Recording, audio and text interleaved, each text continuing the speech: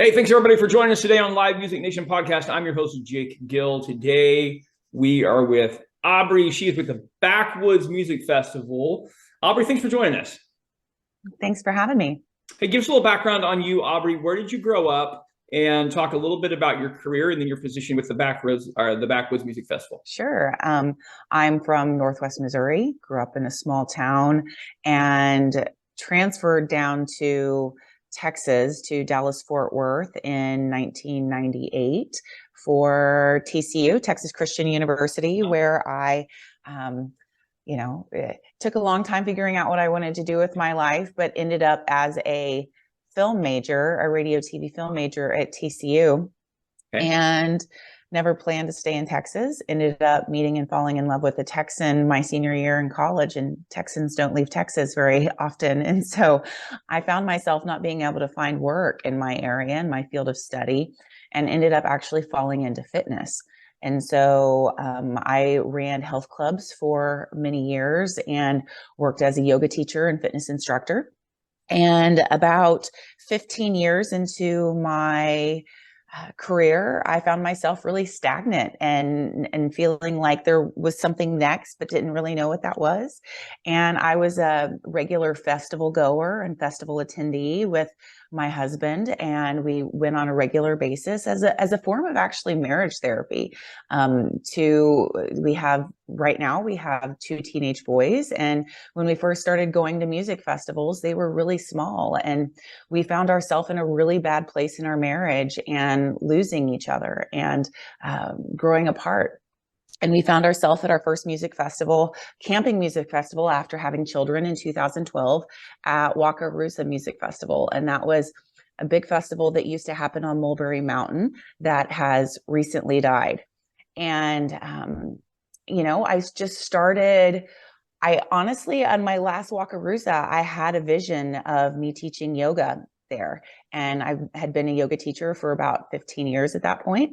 And when I found out that Backwoods Music Festival was moving its festival to Mulberry Mountain, which was the same venue as Wakarusa, I just had this overwhelming desire that I was supposed to be a part of it. And so I started I started stalking the Backwoods production team, messaging their Facebook page on a regular basis and offering my service as a yoga teacher for them for that first year up on Mulberry Mountain in 2018.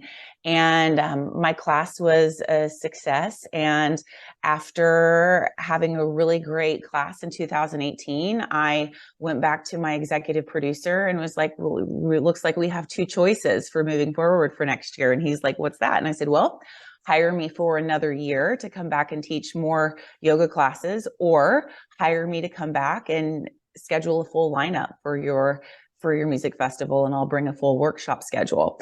And so Javier, my executive producer, who I was working for, he trusted me and took a leap of faith and decided to bring me onto the leadership team. And we had a phenomenal year that year as far as the workshop space were concerned. And I worked in that role for the past several years with Backwoods. And to be honest with you, after the last festival in 2021, because we haven't been on Mulberry Mountain since then, I was just having a debriefing session with one of my executive producers, talking to him about, I have kids who are all going to be in middle school and high school, and I was looking to go back to work for the first time since having kids, ready to go back to work full time. And I said to him, if you hear of anybody in the festival world who's looking for full-time help, please send them my way. And nothing ended up happening. And I ended up going and just working as a stretch technician for a chiropractor for the past year. And in at the end of September, I got a random message from my other executive producer at Backwoods, Will Royal, sent me a message asking for a little bit of my time, and ended up offering me an unsolicited job offer to come on as the event director this year for Backwoods. So we're looking to grow and expand the brand, and that started with expanding the leadership team. So I'm actually the first full-time employee that Backwoods has brought on. Everybody else has been contract labor, and so I'm working on Backwoods all year now. And so I'm really excited about it. I've been working on the project since October, and we have our event coming up in April. And so I'm learning the ropes this year, going to do our best to have a kick-ass festival in April. And then, 2024 is just going to be off the hook because all of them had a little bit of experience, and then I have a full year to throw the next party. So we're excited for this year and excited to be back on the mountain. Great. What does the Backwoods Festival look like, feel like, smell like? If you walk onto campus, what's that look like? Well, it really is a mixture between an art festival and a music festival. Okay. I've been working with music festivals for about the past 5 years in the yoga world, and some festivals you show up and it's music and it's camping, and that's awesome, and vendors and so on. But we really like to go above and beyond within the art sphere. So we bring in lots of live painters. And if you've never been to Mulberry Mountain, just an FYI, it's in the Arkansas Ozarks. And as you climb the mountain, actually, there's quartz crystals in the earth in Arkansas. You can go mining for crystals there. So as you climb up the mountain and you drive up the mountain, it's like you enter into this beautiful energy vortex. And the views and the trees are just amazing. So you're out in the wilderness, and the mountain is this big, glorious open space that is lined by trees all over it. And so there's camping in the middle of the field, there's music at the front of the field, but then there's a stage back into the forest. And that's where we have our VIP. That's where we have all of our art. That's where we have all of our workshops. So back in the forest. And so you're going to see stages in the fields, in the forest. And we're actually going to have a sound camp this year that's down at the bottom of one of our hills where a different stage has been in the past. So if people want to come and actually party all weekend, there'll be an option for a sound camp as well. So there's going to be lots of activities, lots of vendors, lots of good vibes, lots of art.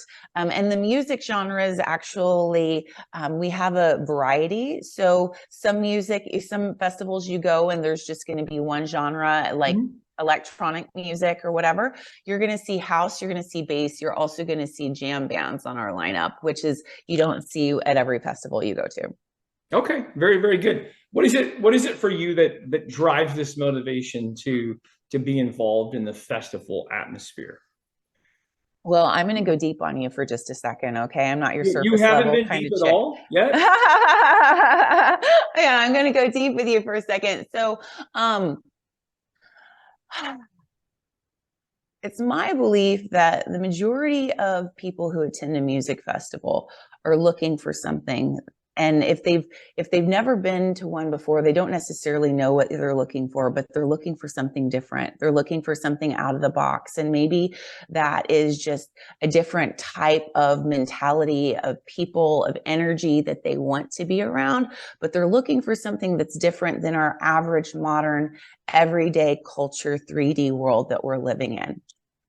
And so they go for some adventure. They have a favorite band that they want to go see. So they go venture to that. And then all of a sudden what happens is when you enter into the festival community, it brings us back to our tribal roots, because we as humans haven't always lived in a concrete jungle. We used to live in environments where we were like neighbors helping neighbors, and where it took a village to raise a child, and where we weren't so separated as people, and when it was okay to ask for help and lean on people. And that's what is revived in the festival community, because you're your survival skills get put to the limit. You know, if you're not like a normal camper and you're not maybe you're just like a festival attendee and you go to your first camping music festival, all of a sudden you realize, oh crap, I didn't bring half the things that I need to survive. And so those just survival skills get gone to the next level. But then when you realize that you haven't brought everything that you need, then you realize that there's someone next to you who's there willing to help you. Right. And so this idea of people helping each other just get amplified to the next level. And so every time I go to a music festival, my faith in humanity gets amplified. I remember of the goodness of people. And let's just be real, like there's so much stress in this day and age with the keeping up the Joneses and the to-do list and everything like that. And it's just so freaking nice to have a space where you can let go of all the masks and all the labels and all of the different identities that we wear in this 3D muggle life out there, and actually able to walk in, take off all the masks, be exactly who the hell we are, let go of pretending of who we think we're supposed to be, and just let our freak flag fly because everybody else is. And so you're seen and appreciated for who you are and not who other people want you to be. And I think that is the gift and the freedom of festival culture. You know, the music is what brings us together and that attracts us and pulls us to there, but the community is what keeps bringing us back time and time again. No, you just see things from the different side of it. Absolutely. Very good. Okay, couple of fun questions, and we'll talk a little bit more about the festival. I'm a live music guy, I'm an entertainment guy. Aubrey, what's the best concert you've ever seen your entire life? The best concert I've ever seen in my entire life.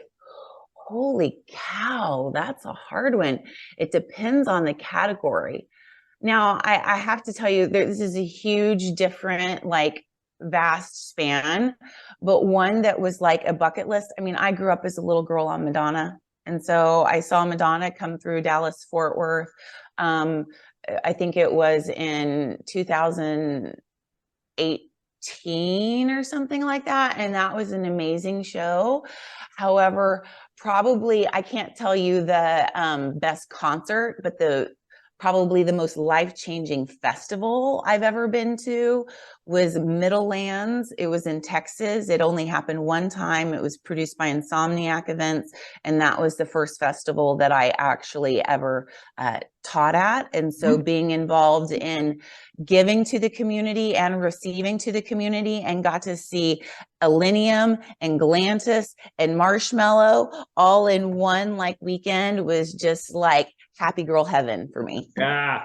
All right. Dead or alive, you could bring one musical act to your festival. Who would you bring? Dead or alive, one musical act to my festival. Who would I bring? Well, I'm not for sure if this would go exactly with the vibe of our festival, but I gotta love Snoop. Snoop from high school and from today, it feels like it fills every facet of all the aspects. Yeah. No, that would be spectacular. Absolutely. Aubrey, how do people find out more about the Backwoods Music Festival? You can go to backwoodsmusicfestival.com, www.backwoodsmusicfestival.com. Absolutely. Thanks for joining us today, Aubrey. I appreciate you. Thank you so much, Jake. Have a great day. Thanks for having us. Well, baby, I'm on it with a ball